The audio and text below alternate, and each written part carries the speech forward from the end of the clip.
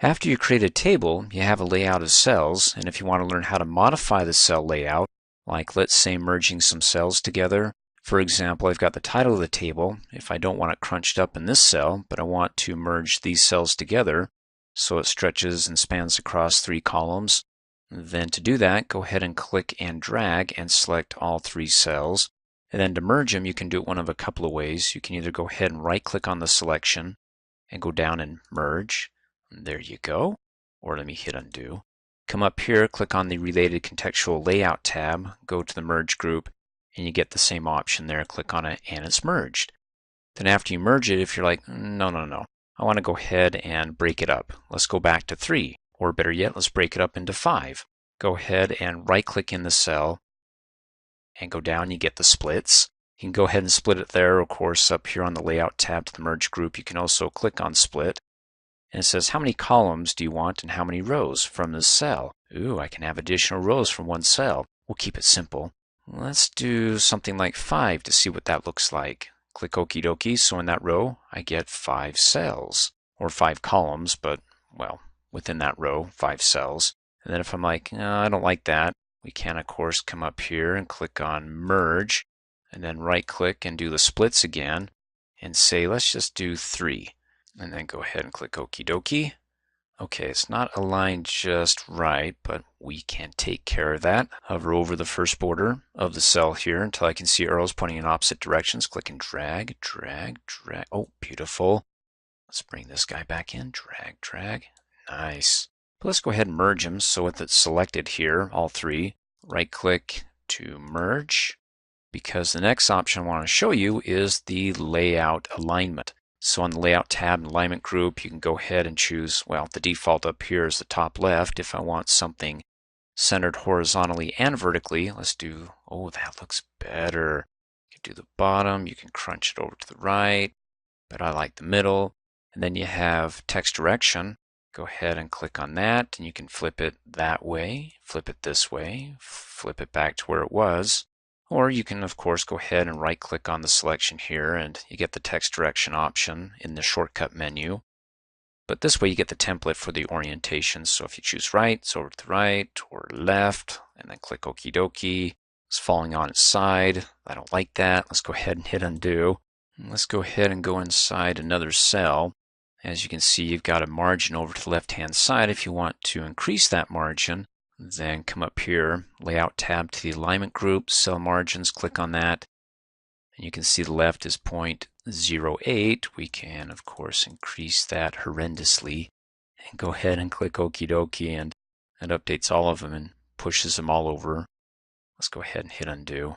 And then finally, you can set the properties for the table by, well, either coming up here on the Layout tab to the Table group and clicking on Properties, or close out, you can bring up the same window, right-clicking anywhere within the table, and in the shortcut menu, Table Properties.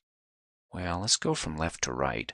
First off, the table here, and you can have the size, preferred width, you can set it, the inches, as opposed to clicking and dragging here. Then you have the alignment. It's over to the left, we can go ahead and do right. Now, it's not going to adjust because I'm from margin to margin, so if I come over here and hover over the right-hand border of the table and click and drag it in, now I'm not right up against the margin, the 1 inch over to the right. So if I go ahead and right-click and then go back down to Properties, and then say right align it, and then click Okie dokie, then it lines it over to the right 1 inch margin. And you can see it up here on the Home tab in the Paragraph group, and you click on the tag here, then it updates it and it shows you that it's aligned to the right as opposed to the left. So let me go ahead and hit undo several times to get back to the way it was. And then right-click, Table Properties, and then if you do have it shrunk up where text can actually go around it, you can select that and say go around it instead of just having it above it or below it. In this case, it's not going to go around it because, first of all, I don't have any text above or below it. And even if I did, the table's not small enough to have some extra space where it can wrap around it. Next, we have the row, the size, the specified height. You can go ahead and customize that. You can have it at least or exactly that height. You can allow the row to break across pages, so if the row continues, it can break over to the next page. You can also have it repeat as header row at the top of each page. So this is the first row. The first row is known as the header row, and so if you have labels for each of the columns here, and the data continues on to the next page, when you get to the next page, you just have the data here, but you wouldn't know, okay, are these the employees? Are these the people or volunteers? So you can go ahead and check that you want that to repeat on the top of each page so you can identify who these people are and also what this is, of course, the place, and then also the numbers and sales. But that's if I closed out of here, well, I'd have to split this up and have 3 columns and have a label for this column, a label for that column, a label for the other column, as we talked about in the previous training video on selecting and sorting. So let's go ahead and right click again and bring up the table properties. Then you've got by column, you also got by cell, and you got the vertical alignment for the cell if you want the contents of the cell to be centered or at the bottom. And so if I do center, click okie dokie. Okay, for that cell, it's centered. Unless, of course, I want to update all of the cells, and then right click and bring up the table properties and center them all. And then right click, table properties. Let's go to the alternate text here for the title and description. And the purpose of this is that the information is useful for people with vision or cognitive impairments who may not be able to see or understand the object. So a title can be read with a person with a disability. If you have people that will be perusing your documents with disabilities, we need to help them out. When you create a table, you get the default border, a thin black line. If you want to change that to a different color or different style, and even add some shading to the table or any cell or group of cells, well, first off, go ahead and select the cell or put the cursor in the cell that you want to be able to change the borders or add some shading to it, different colors of shading. Or you can go ahead and select a range of cells. In any case, we'll focus on the title cell here. And you can come up here on the Home tab to the paragraph group and click on the Borders drop-down arrow. Remember, we covered this in an earlier training video, the borders and shading for our paragraphs, also for the page border. Well, if you haven't watched it, here we go again. Go down and click on borders and shading, only this time instead of applying it to the paragraph, we'll be applying it to the table.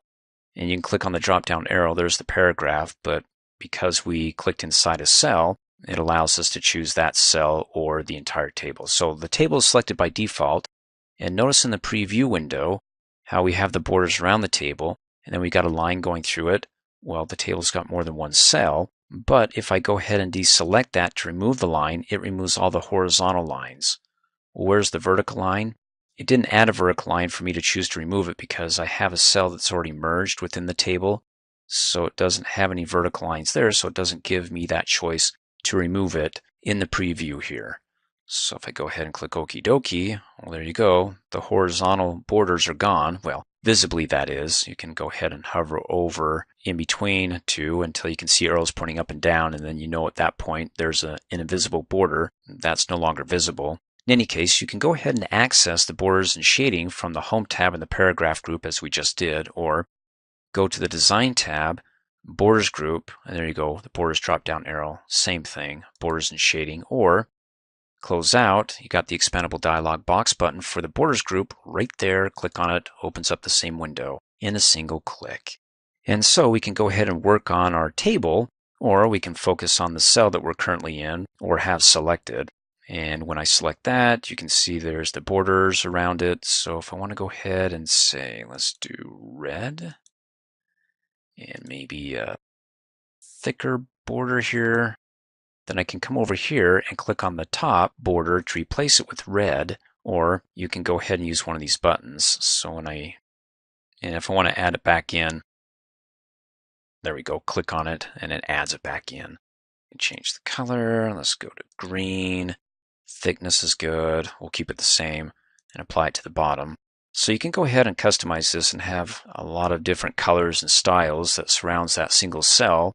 And also we can add some shading. How about we do that so it's not just a plain white for our title cell.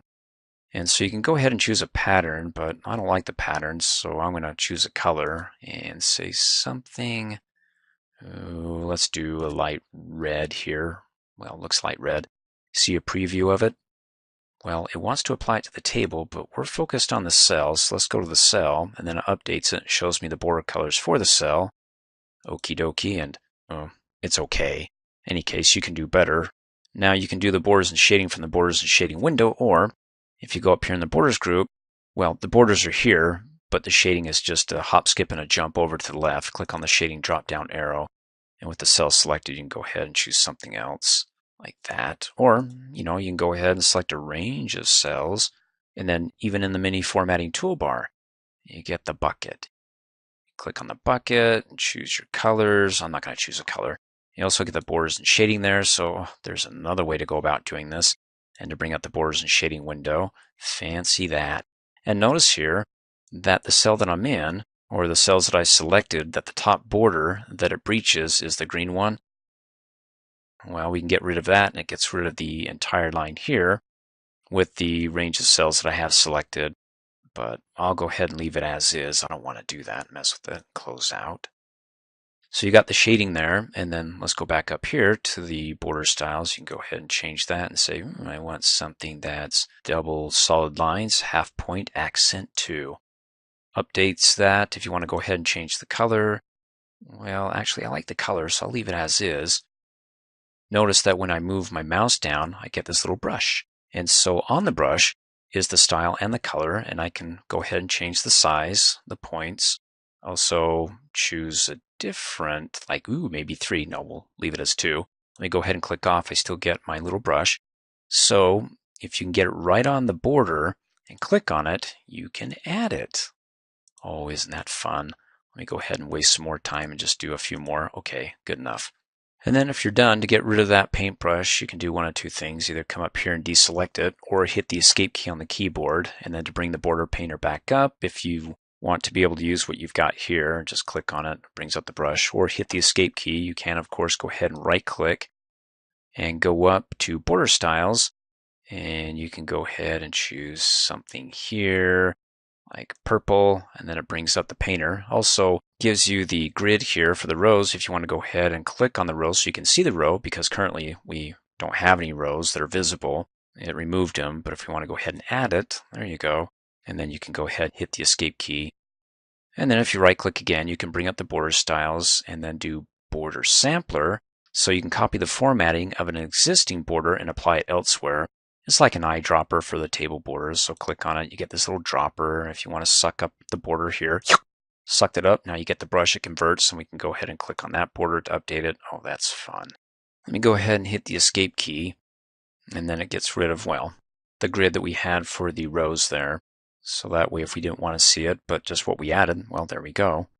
And then of course with the cell selected, you can come up here, click on borders, and say you want no borders for the cell, and you can see the preview in the document. It removed all the borders. Well, it didn't remove it, it's just a preview. If you like it, then you can click on it, and you can do just a right border or a left border. And in any case, how about if we go ahead and we click on the tag to select the entire table, then we click on in the mini formatting toolbar, the borders drop down arrow, and we say no borders. So we just have the shaded part there. And the purpose why you may want to do this is because you want to be able to align your data up in a table format but not see the table, as opposed to using the tab stops. So it's an alternative to the tab stops. But you may run into problems with this thinking, oh great, where does one cell begin and where does it end? How do I organize my cells of the data they're in, or modify the layout without showing the borders? Because that would take too long to show the borders, then to hide them again or to make them invisible. Instead, just come up here, click on the Layout tab, go to the Table Group, and say you want to view the grid lines, so it's a temporary thing. So you can go ahead and go, oh, I can see this cell, there's the border, and I can go ahead and make my changes, the layouts. Then when I'm done, go ahead and turn it off, and then send it off to somebody else, or email it, or print it, and you'll have your design here without the borders. Which brings up a good point. If I go ahead and click outside of the table, you'd think, oh, maybe this has been organized by tabs, but when you move over it, if you see the tag in the upper left-hand corner, well, that's a giveaway that that's a table. You can see the tag in the lower left-hand corner when you hover over it, and then you can see when I hover over the border, you got arrows pointing up and down, so no, this isn't a tab stop setup, this is definitely a table.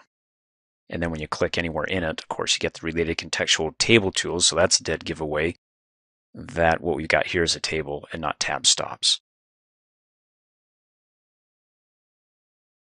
You can do basic calculations within your tables, like adding up a range of cells for my, let's do quarters 1, 2, and 3. Let's do it for quarter 1 first. Go ahead and click in the cell for the totals. Come up here, click on the Layout tab. Go to the Data group, and there you go, FX for function, formula. Go ahead and click on it. Opens up the formula window, and the default is that it wants to sum up or add up everything above the cell that I'm currently in. So what's above it? Okay, we've got the header row or the headings for every column, the labels. It won't add up those, so it's just going to be these two.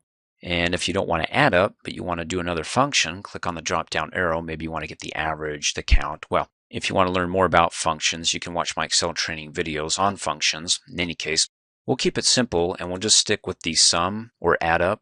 And for the number format, let's go ahead and see what's available. We can do percentage, something simple, or ooh, dollar signs. Well, that will go well with the dollar signs that I already have there. Let's go ahead and click Okie dokie, and oh, cool, checks out. Now I could go ahead and go to the next cell and repeat the same steps, or you can come up here on the Quick Access toolbar and click on Repeat, or hit the F4 key on the keyboard, which is the same as we learned in an earlier training video to repeat the formatting, which also works when it comes to inserting a function or formula. Since we already inserted one, it'll automatically do it again. Well, except it's not available. And do you know why, neighbor? Well, because as you recall in an earlier training video, I have the autosave feature going off every minute. And the moment that it does an autosave, it clears this out so I can't do a repeat. So let's go ahead and do it again. And then as quickly as possible, let's go ahead and click in that cell after and hit the F4 key so I can show you. Ready, set, go. Okay, well, it doesn't work until after I actually apply this. Click in here and do dollars, click okie dokie, come over here, hit the F4 key on the keyboard. Whew, we made it. You can see the repeats right there. And then watch, in just a couple of, oh, see it disappeared. And if you rewind the training video down below at the bottom, it did a quick save because, well, mine's saving every minute. Very annoying for this training video, but it comes across as a good point because the autosave feature prevents you from using that repeat there or hitting the F4 key. So we may want to go backstage and click on the File tab, go down to Options, go to Save, and say, okay, I can lose some data and not have it automatically being saved every minute, maybe 10 minutes. I'd rather be more productive and use that repeat feature if I have to use it a lot than have it clear out every minute. So let's go ahead and do that. It's up to you, but again, it's in an earlier training video. It's called versions. Let's go ahead and click Okie dokie. You can watch that to learn more about that. And let me do one more thing. Let me go ahead and clear this out, hit the delete key. And now since it's not being saved every minute, let's go ahead and do formula, same thing, because I want to show you something that after I do it, and I come over here and I hit the F4 key to do a repeat, why does it give me bagel zeros? Because, well, if you click inside of it, you can see it automatically highlights it because it's a function in our table. So it's something that's dynamic, and it's based upon the other cells. So let's come back up here and click on Function Formula, and where does it want to sum? Above, or do you want it to the left? Well, you'd have to come in here and delete it, right? And then type in left, and then go ahead and click Okie dokie, and there you go. Now, it will automatically do that for us if I go ahead and let me delete it.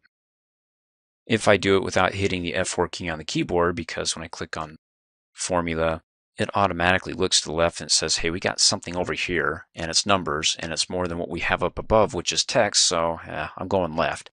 So let's just go ahead and choose the dollar signs, click Okie dokie, and there we go. And then, of course, click down below, hit the F4 key, fabulous. Now, if I make any changes in here, like let's go ahead and delete that or just type in 1, you can see it doesn't automatically update our totals. So you got to keep that in mind. So what you can do is you can come down into the totals and do one of two things. You can either, after you click inside of it, and you can see the cursors flashing within the formula, then you can hit the F9 key on the keyboard, which will automatically do an update, or when in doubt, right click on it, because more often than not, when you right click, you'll get your answer, update the field, and there we go. One last thing I want to show you, let's come over here and let's delete all of that except for $2. And so what if I want to go ahead and just add up the dollar and the 2 to get $3? I know it's something simple, but I want to make it simple so I can show you in the next example something that's not, as far as the explanation goes, complex. So 2 plus 1 is 3. So if I just want to add up these two, how do you do it? Well, let's go ahead and with it selected here, click on the formula and delete what's inside the parentheses. Do not delete the parentheses or anything else, even the equals, because if you delete that, you mess with the function, you'll get raspberries. It won't work for us. Now, if you watch my Excel training videos, what you see here is a table, but in Excel, it's a spreadsheet or a bunch of cells, and the cells have names. Starting in the upper left-hand corner, it's cell A1. How did it get A1? Because it's labeling the columns by letters and the rows by numbers. So the first column is A, then it goes B, C, D, E, and then the rows is 1, 2, 3, 4. And so if I want to go ahead in the table and add $1 to $2 or that cell to that cell, then just think of Excel and let's count over. So A, B, so it's in column B, and what row? 1, 2. So the cell's name here is B2. So if the cursor flashing, oh, I can't see it, but I think it's in between the two parentheses, and type in B2, then comma, to go ahead and say, okay, so far it's B2, comma, let's include something else after the comma, or after the delimiter that we use, the comma, the separator, and that's, let's see what column, A, B, C, D. So we'll type in D, and what row? Same row, 2. And let's go ahead, click okie dokie, and hey, isn't that fancy? Now keep in mind, this is great for doing something simplistic, but I recommend if it gets more complicated than this, or you've got a lot to do it in Excel. And of course, you can go ahead and copy and paste your spreadsheet or parts of it into Word and have it automatically link back to Excel. That'll do an automatic update any changes you make in Excel into your table. Well, when you paste Excel into the Word document, it will come across into a table format. And we'll talk about that in a later training video, but for right now, we want to keep it simple. If you're just doing basic calculations, well, there you go. First of all, what is a chart? A chart is a graphical representation of numbers or values. And I want to insert a chart based upon the values that you see here. Before I insert it, make sure you know where your cursor's at, because wherever that's flashing, that's where the chart is going to be dumped into. Let me hit enter to give ourselves some space in between the table and the chart. Okay, that looks good. Now to insert it, come up here, click on the Insert tab, go to the Illustrations group, and click on Chart. And you can see all the different types of charts like line, pie, and then the different types of pies. There's pie, 3D pie, pie of pie, and you get a preview of it down below. And if you want a larger preview, then go ahead and hover over it, and wow, that's big. Well, I'm going to go ahead and keep it simple and choose column, leave it as clustered column, and click OK. And it does a couple of things. First of all, it inserts the clustered column chart, and it's based upon the data you see here in the spreadsheet. Now the spreadsheet isn't in Excel, it's just a simple spreadsheet. As you can see, there are no commands you'd find in Excel except for the 4, the save, undo, redo, and this one right here where you can actually edit the data in Excel. And we'll go over that in just a minute. But right here, you've got the dummy data that the chart is based upon, series 1, 2, and 3. There you go, the legend, series 1, 2, and 3, the categories to category 1, 2, 3, and 4. So let's go ahead and move the window by clicking on the title bar here, drag it down. I want to be able to replace the data here with the data in the table. And you can do it one of a couple of ways. You can either go ahead and type it in, like type in quarter 1 over series 1, quarter 2 over series 2, and so on. Or, better yet, let's go ahead and click and drag and select the contents. And that's got an empty cell there, and that's got an empty cell there. So what I can do is go ahead and do Control-C, the shortcut keys to copy, and click in the blank cell here, cell A1, and Control-V as in Victor to paste it, and it should accept it just fine. In fact, I can't see all of it, so let me hover over the bottom border until I can see arrows pointing up and down, and click and drag to stretch it open more. Cool. Well, except for this right here, the pound symbols, what's that?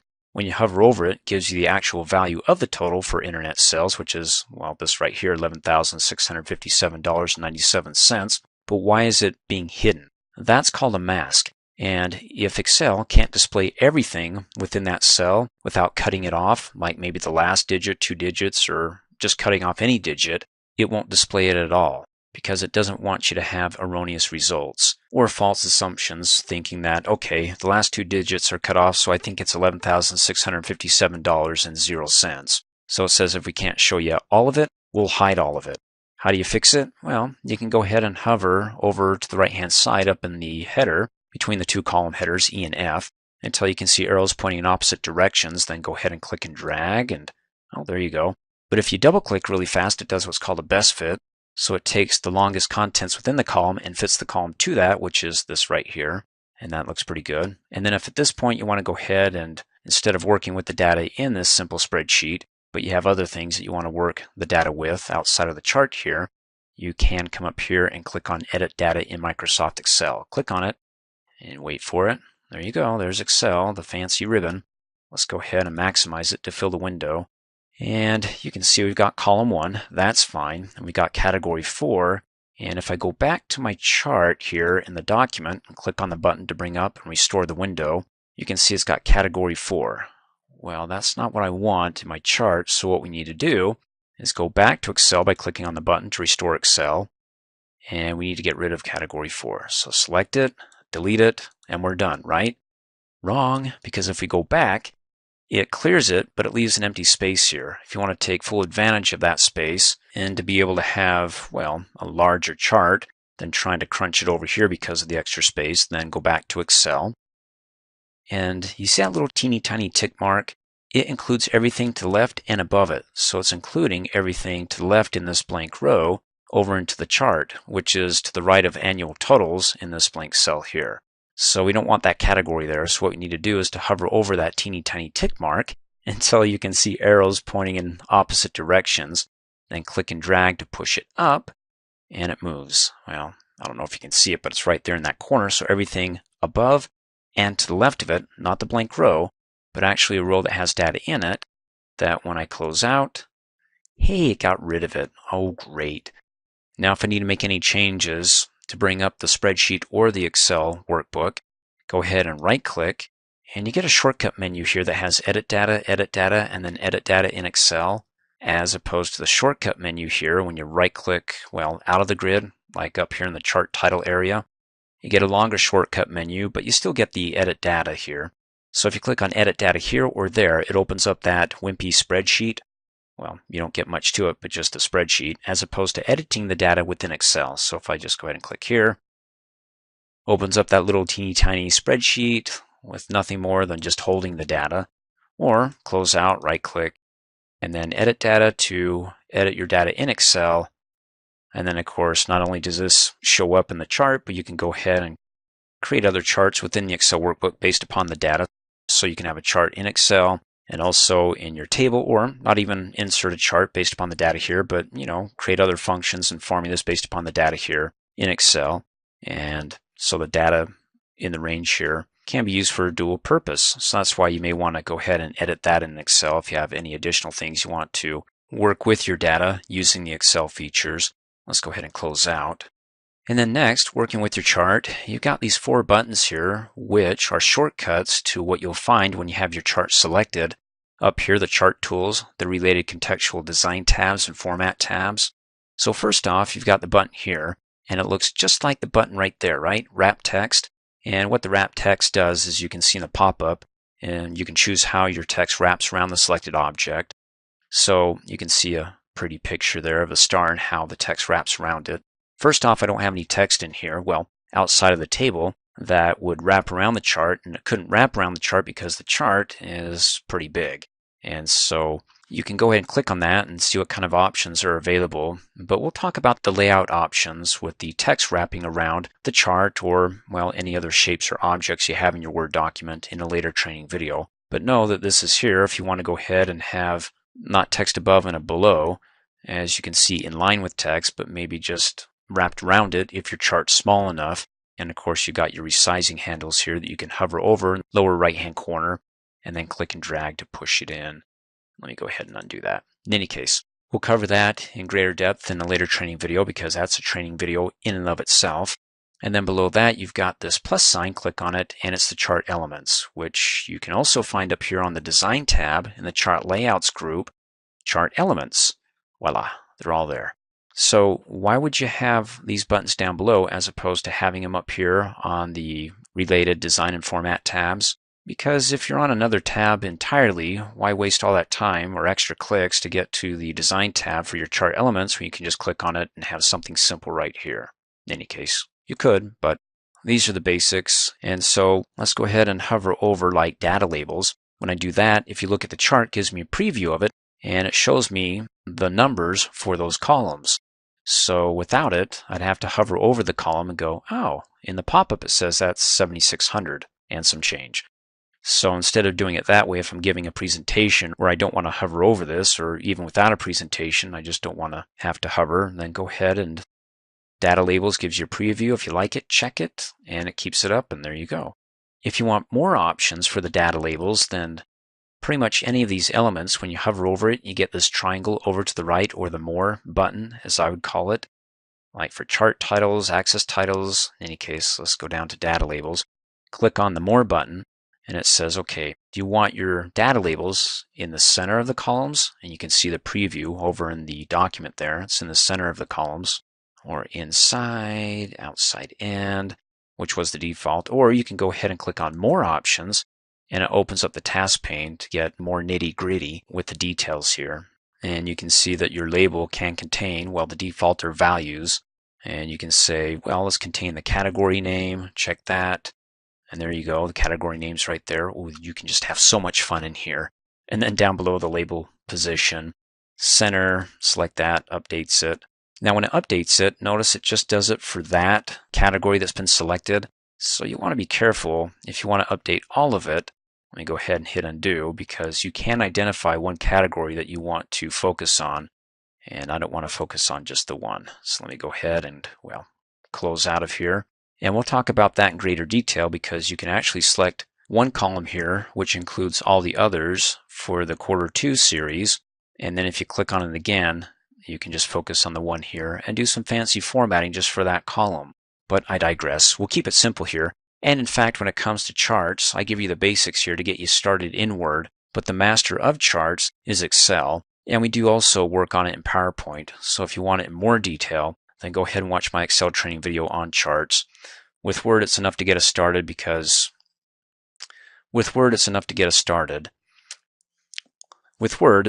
that tries to be the jack of all trades, in case if you need a simple chart, you got your table. If you need to do some simple calculations, as we did in the previous training video, you can go ahead and do it here. But if you have to do something that's, well, complex, functions and formulas, more in-depth charts, well, Excel's your master there. So we'll keep it simple. So I recommend watching the chart training videos in Excel if you want to get more nitty-gritty. We'll give you enough here to be dangerous, as it were. And then let's go down to the next one, which is the formats, the paintbrush. You got two options, the style and color, which coincidentally you also get up here on the design tab, the styles and the colors. So there's the different styles.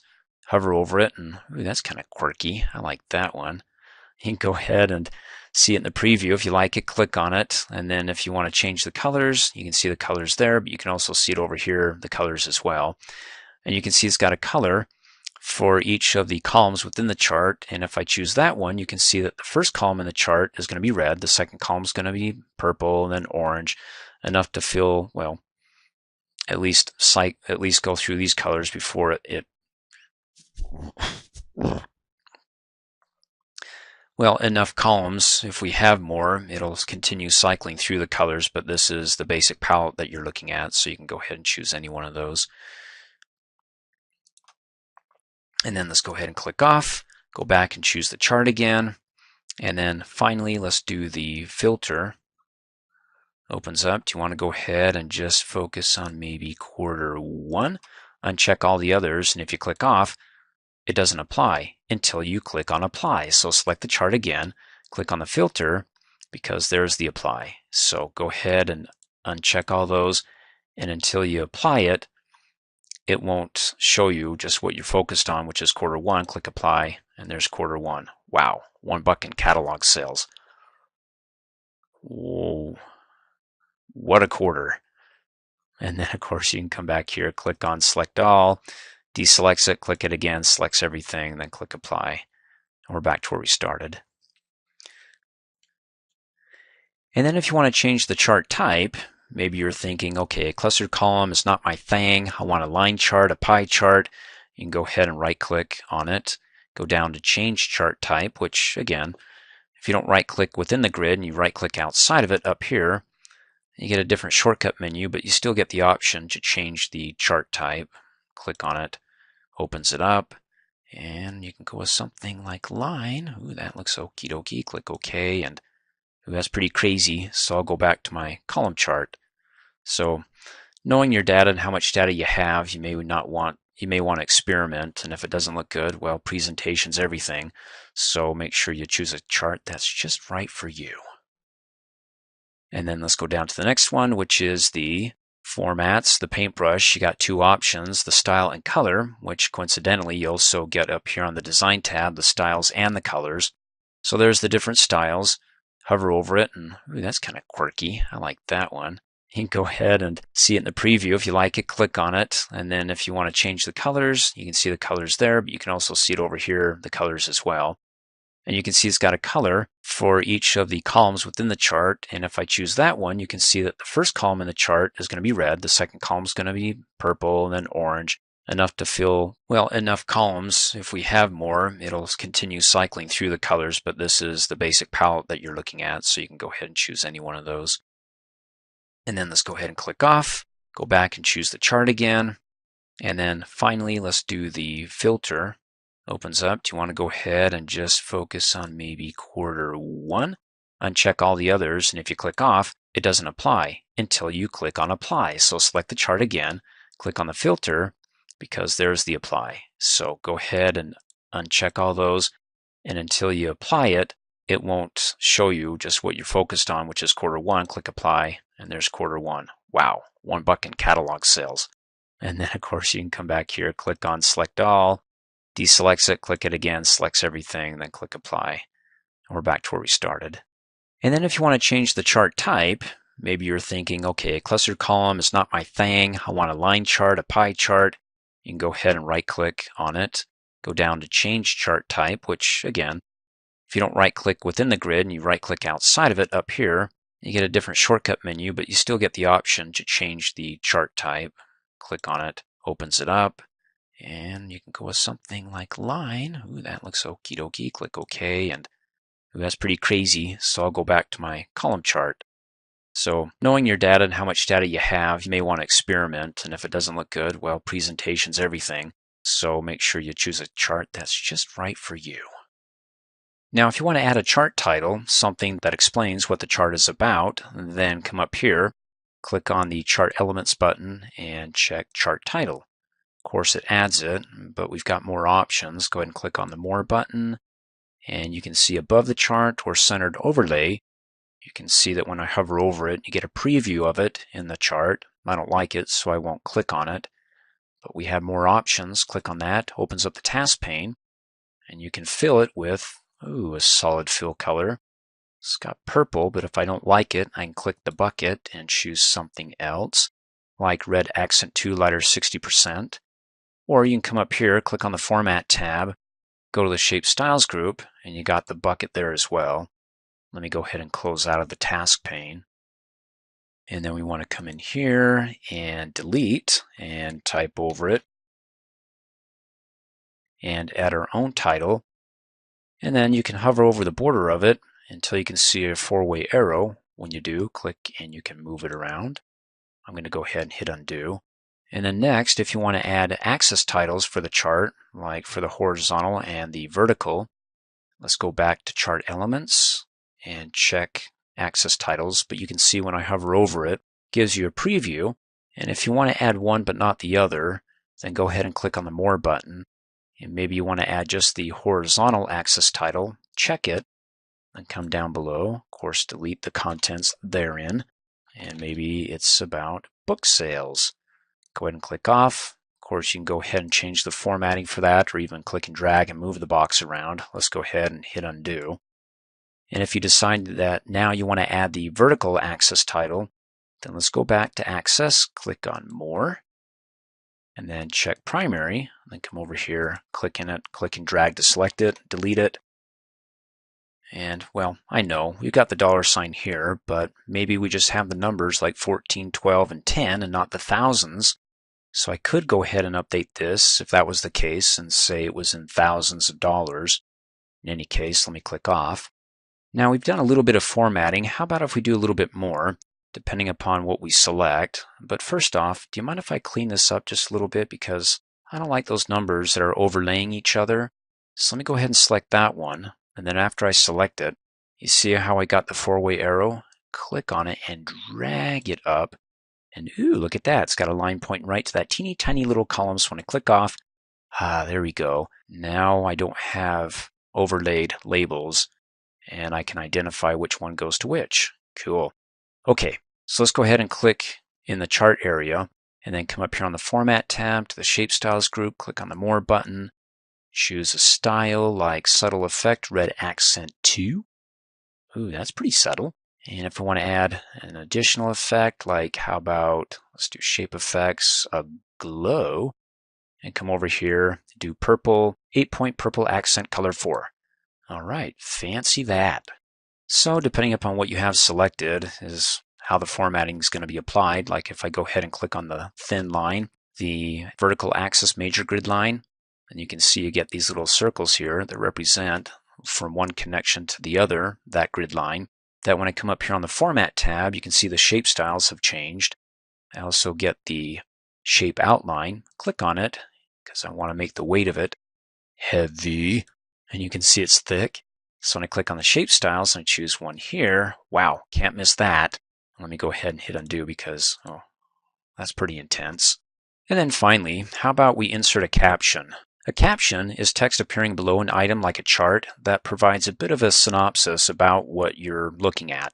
You know, like when you're reading a book and it says see figure 1, or in this case chart 1, and instead of just typing in, let's use the insert caption feature so Word can code the caption. That way later on, if you want to insert a table that automatically collects all those captions you've inserted within your document and put it into a table at the beginning of your document, it'll then be able to find them and tag it with the page number it can be found on.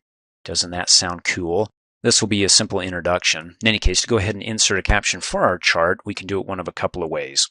You can, well, first of all, you have to have the chart selected. Either come up here and click on the References tab, go to the Captions group, and it's right there.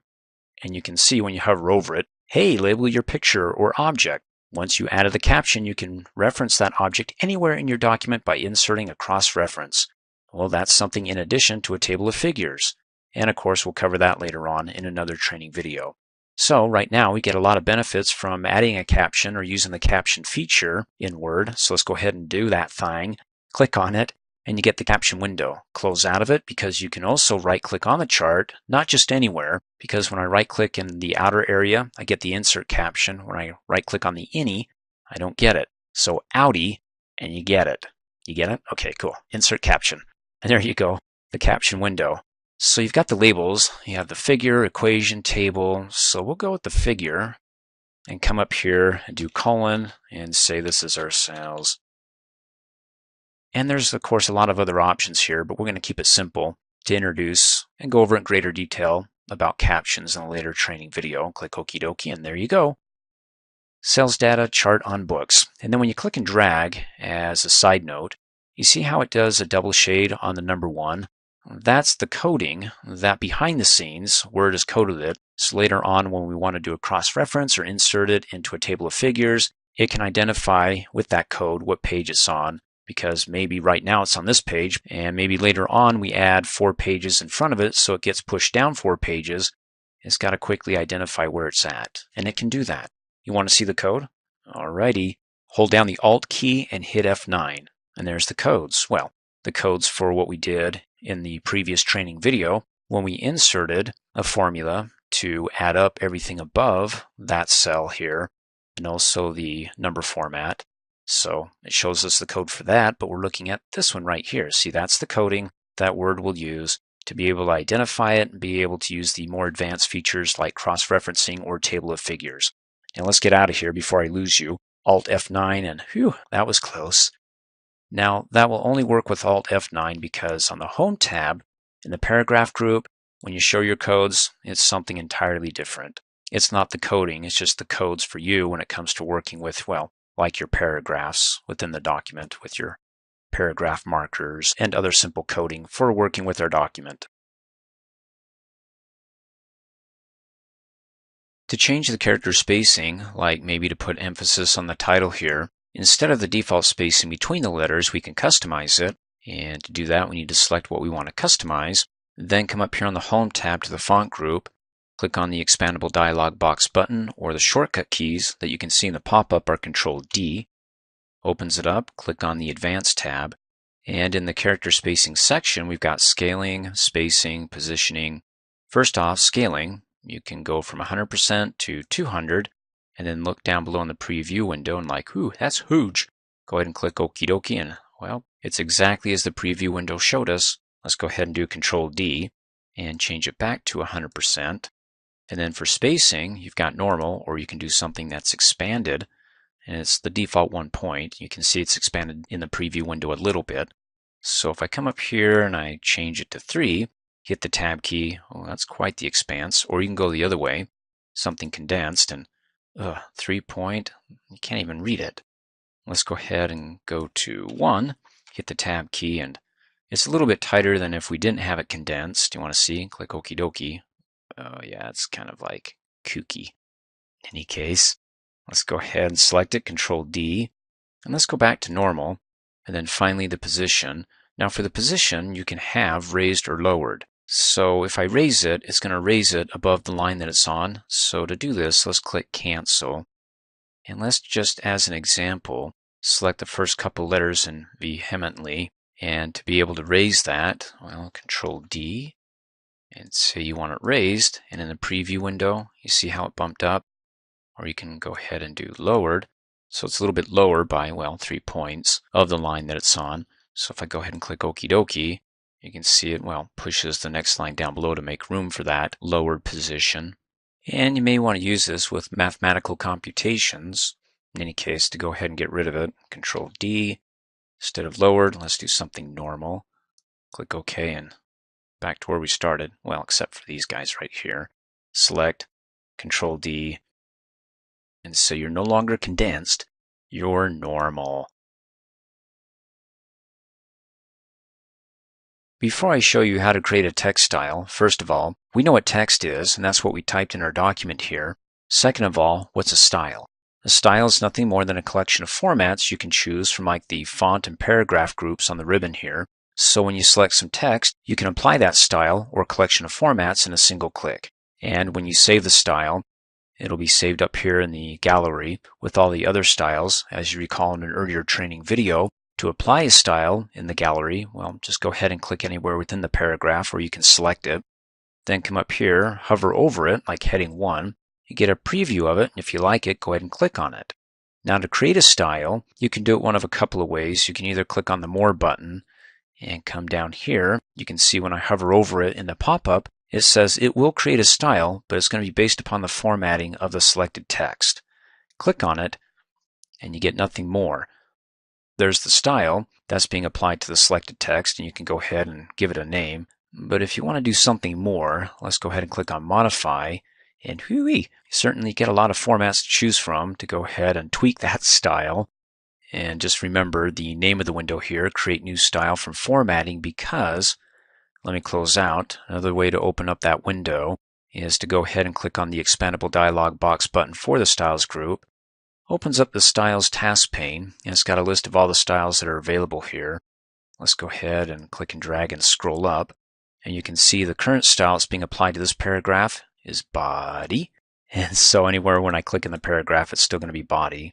And to apply another style, you just have to go ahead and click on it. But before I do, when I hover over heading 1, you can see in the pop-up the different formats, like for the paragraph and the font groups. So you can go ahead and take a gander at those.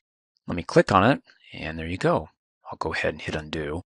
Let's go ahead and create a new style from the Styles task pane. Come down below, and it's right there, New Style, when you hover over it. And by the way, you also have the Manage Styles. So after you create your styles, you want to manage them, basically edit them, make changes to it. You've got that option. But let's come over here first and click on New Style.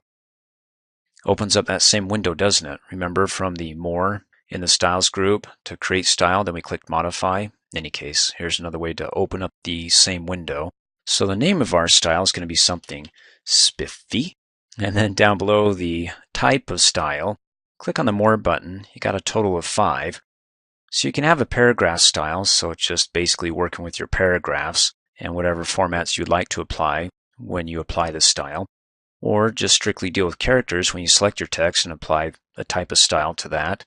You can also have a combination, linked, and also a table and list, which we'll talk about in later training videos. But to keep it simple, let's do character. And then the default style is based upon the default paragraph font. You can click on More and choose something else, but I want to keep it simple. We'll leave it as the default. And then down below that, you've got the formatting. There's the current font type, which is Times.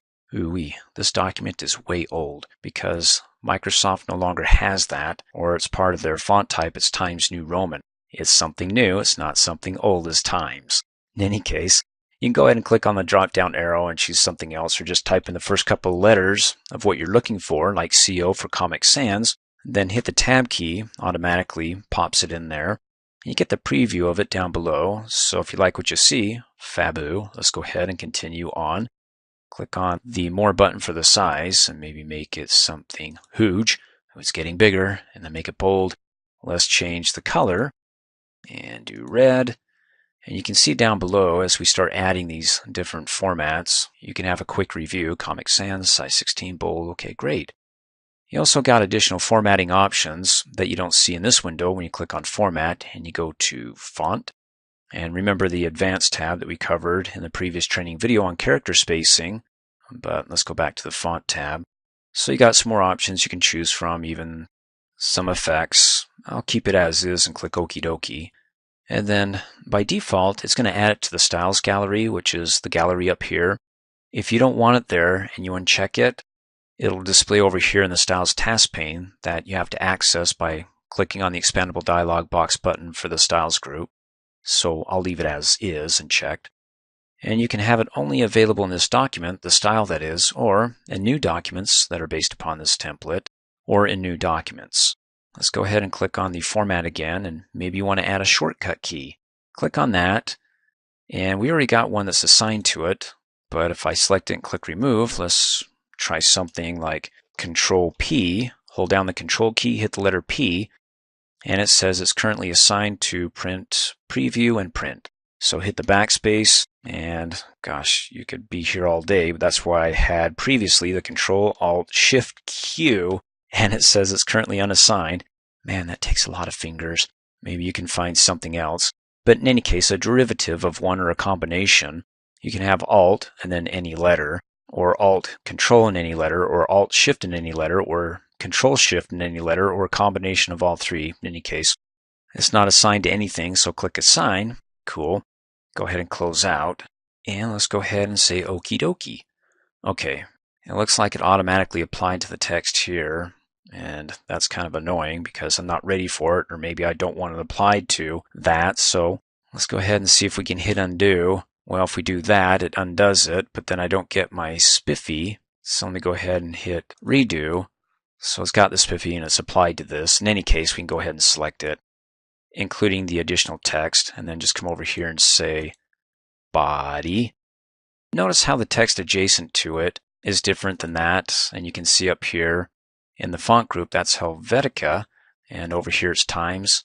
Well, in any case, to go ahead and update it to Times, or even Times New Roman, which is the same as Times. It just got updated with the Times, and now it's Times New Roman. In any case, we can go ahead and select it and come over here and just type in Times New Roman, hit enter, and it's the same thing. Same type of font as, well, when I come over here as Times. This document's just so old, and I've carried it over from earlier versions of Word so far back when we rode around on dinosaurs, in any case. So if you run into some formatting issues and things like that, well, your document may be as ancient as anything, and it's carrying over a lot of extra styles and previous formats. In any case, now we can go ahead and apply it to this, and you can do it one of 3 ways at least. you can come up here in the styles group and there's spiffy, and it's applying only to the characters, not the paragraph, as opposed to heading 1, which applies to the paragraph because that's a paragraph style. So if I want to apply it to the entire text, because it's a character style and not a paragraph, I have to select the entire text as opposed to just clicking anywhere within it. The paragraph style would automatically update the entire paragraph with that style. So gotta select everything and then come up here and click on spiffy, or just hover over it. Or come over here and there it is right there, spiffy. Click on that. Or let's go ahead and double click and select that word. Remember the shortcut keys? Now I'm going to be playing Twister with my fingers. Control, Alt, Shift, Q. Alrighty. Let's go ahead and do one more. Select some text here. Hit the F4 key on the keyboard. We learned that shortcut key in an earlier training video. And so we've got 3. Now, if I'm looking at this going, I just don't like red with this style. It's just not working for me. Well, with one of the styles or the text that has that style applied to it, you can come up here. And if we just want to do something simple like change the color, like let's do blue accent 1 darker 25%. Select that. And then to update the style so it reflects what I've updated here, then with that selected, you can come up here in the styles group and right click on spiffy, and you can update spiffy to match selection. So it's going to update what I have selected, the style, to bleu. Click on it, updates everything else. Isn't that fast and fabulous? You can do it that way, or you can go ahead and manage your styles. And you can do that one of, quite a few ways. You can either come up here and right click on spiffy and say you want to modify.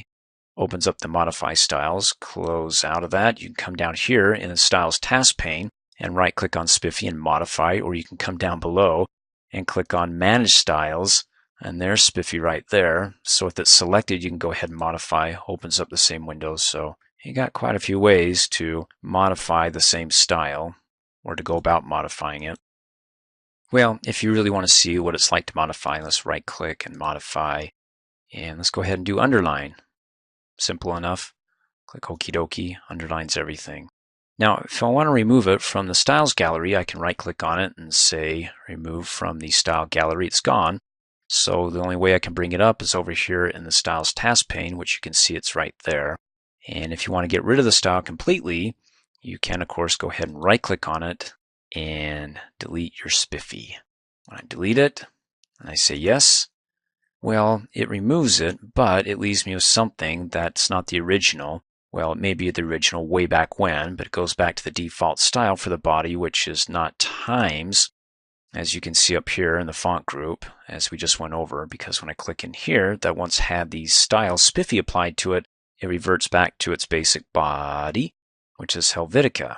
Now you're probably asking me, well, can't we just come over here and right click on body and modify it and say, when you revert back, go ahead and not Helvetica, but times, then hit the tab key and say okie dokie. Why, by Gumby, you can. In the previous training video, we learned what styles are, and styles are nothing more than a collection of formats. Here, I want to show you how to create a list style.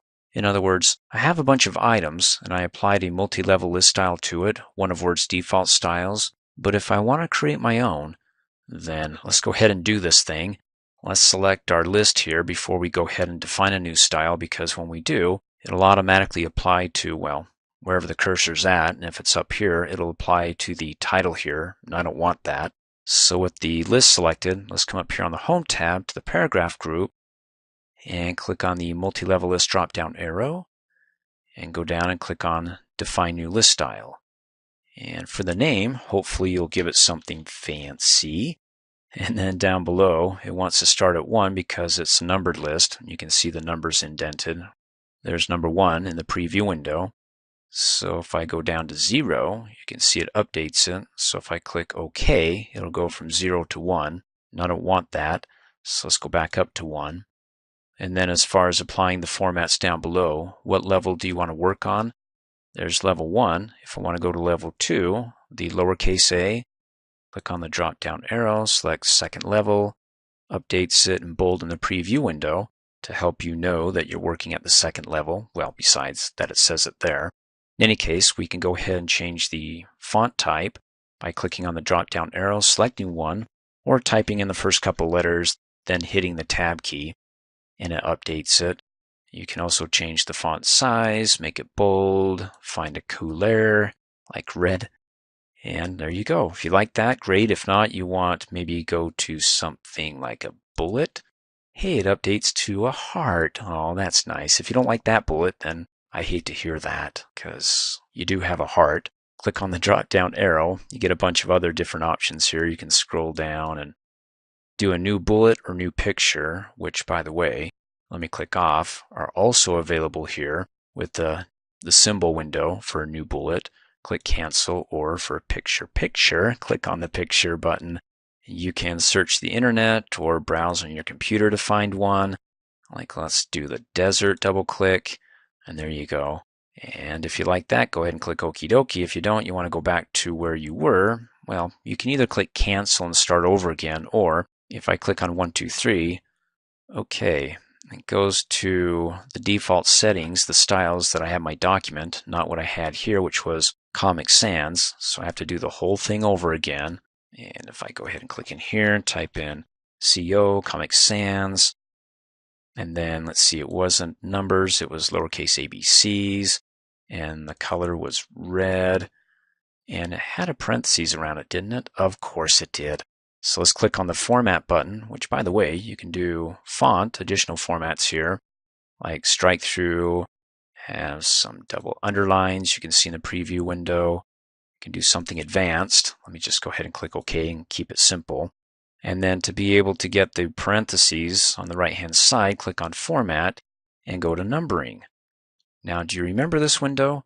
We covered it in an earlier training video, modifying the multi-level list. In any case, we'll go ahead and select level 2, and then down below in the Enter Formatting for Number, we'll add our parentheses. And before I go ahead and click Okie dokie, we got some issues here, because the number alignment for level 2, the default right here, is 1/4 of an inch. It updated it and set it to 1/2 inch. So when I click Okie dokie, it's going to push everything over. That's kind of crazy. So I have to go back to numbering. We'll start with level 1. It should be aligned at 0, or keep going down, down, down, down, down, down, down till it's at 0. And then this should be at 1/4 of an inch. Better yet, it's easier to type in the number 2, and then go ahead and click Okie dokie.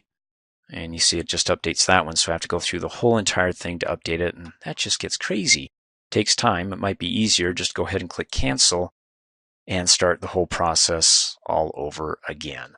So click on multi-level list, go down to define new list, and then let's just quickly go with second level, and then CO for Comic Sans, make it bold and red, and we'll keep it simple there. And then down below you get a list of what formats are being applied to that second level. The indentation, Comic Sans, bold, red, the left indent, hanging indent, and so on. And then you can have it apply only in this document or in all new documents as well. So let's go ahead and before I click Okie dokie, I better give it a name. Let's delete that and call it something fancy. And then click Okie dokie. And there you go. Cool. And if I come up here and click on the File tab, go to New, Blank Document, and I came up here on the Home tab in the Paragraph group and clicked on the Multi-Level List. It's right there, good to go in the new document. Go ahead and right-click on it. We can modify it here, make any changes that we want. Click Cancel, close out of that. And then if I want to delete that fancy list style, then come up here to the Styles group, click on the Expandable Dialog Box button, and let's go down to Manage Styles. And remember, it's fancy. Let's see, Sort Order. As recommended. Well, it's not sorted by name, so if I click and drag and scroll down, it goes from the G's to the L's. Well, you can say that maybe you want to sort it by font. And then we've got, let's see, the L's. If we scroll up to the F's, there we go. That's a lot easier to find, isn't it? Well, there's our fancy. We can go ahead and modify it and make the changes here. Same window, close out or delete it. Yes. Okie dokie, and it's gone. In fact, it cleared it out completely, didn't it? Even the default multi-level list. It's saying, well, if you're not going to have me, you're not going to have anybody. Well, we can go ahead and select it again and come back up here and choose that one. Thanks for watching. Hey, as a quick reminder, if you like my video, please give it a thumbs up. You can also click on me and subscribe to my channel to get notified of the latest videos. And for great specials on my products, please see the description below this video.